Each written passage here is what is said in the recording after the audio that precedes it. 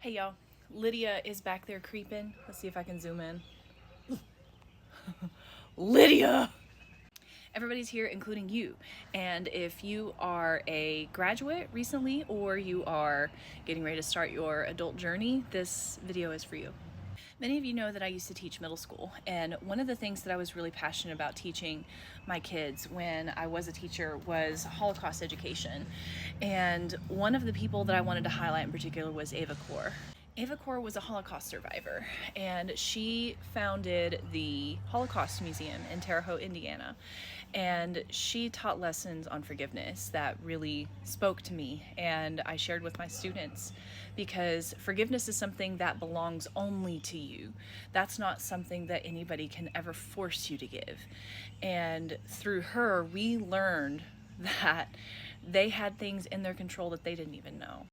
One of the reasons I'm so passionate about Holocaust education is because my students taught me just how scary it is, the lack of education that they received on the Holocaust specifically.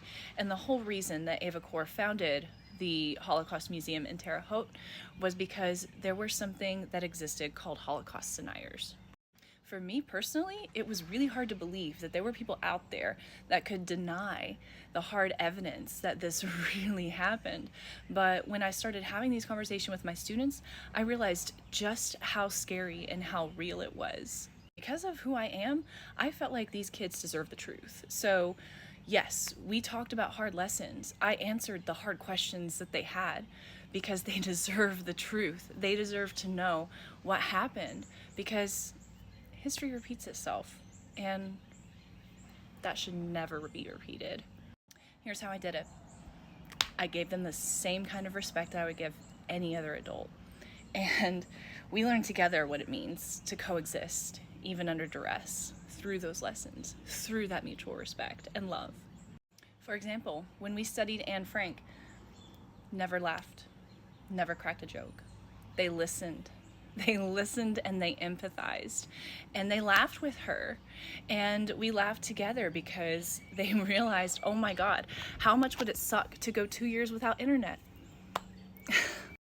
Through her, they learned how their ordinary could have the potential for extraordinary, to value life and also hope, because every person represents hopes and dreams.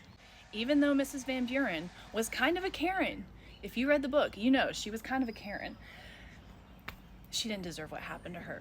When I told the kids what happened to her, that she was flung from a train and killed, they felt bad for her. We all did. We all cried, because no one deserves to be treated the way that the people were treated during the Holocaust.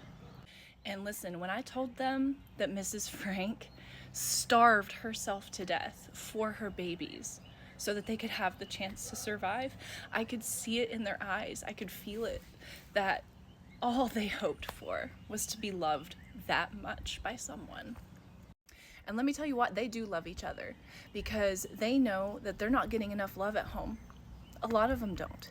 Many of them don't. The only love that they would receive was from their peers and from us, that cared enough to sit down with them and teach them things, teach them values, morals, empathy. The way that these kids stepped up proves to me that they're not a faulty generation. They are not a broken generation. What they are is a box of broken crayons. And I'll tell you what, when this box of broken crayons molds together, the old generation, those old ideals, they are fucked. Because if I taught them anything, I taught them how to look up their information. I taught them how to argue. I taught them how to be smarter than the generations before them. What's coming is a generation of people who are going to be educated, who are going to know how to look things up for themselves and not listen to hateful propaganda. This is a generation that is going to be beautiful, and they're going to clean things up. I know this. And oh my God, am I proud of these kids. They're amazing. And another thing is, they're going to be more independent than what you think that they're going to be, because they're going to learn how to do these things themselves, even if you're not going to teach them. We will. And that is why I am here. I'm here to teach you 3 more things before I go. The first thing is that there are free courses on Harvard's website right now. All you have to do is type in the website, go to free courses, and there's 133 courses available. One of them is on our constitutional rights, and I plan to take it. I plan to use it to write my own curriculum, because one of these days I'm going to have my own nonprofit, and we're going to fill the gap. I've been in the education system long enough to know what they're not being taught, and there's a reason you're not being taught your rights. So go take it. I'm going to take it too, promise. We'll do it together. The second thing, and I'm going to make a video about this, is look up your state standards for education. Google your state, the state education standards, and the subject. And tell me what you find. Even better, tell me what you don't find. Because what you're not going to find is a good education system. Tennessee is out here thinking they eat with those standards. They didn't even go in the restaurant with these standards.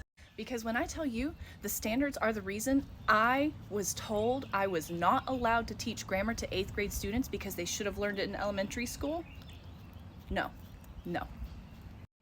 I taught them anyway.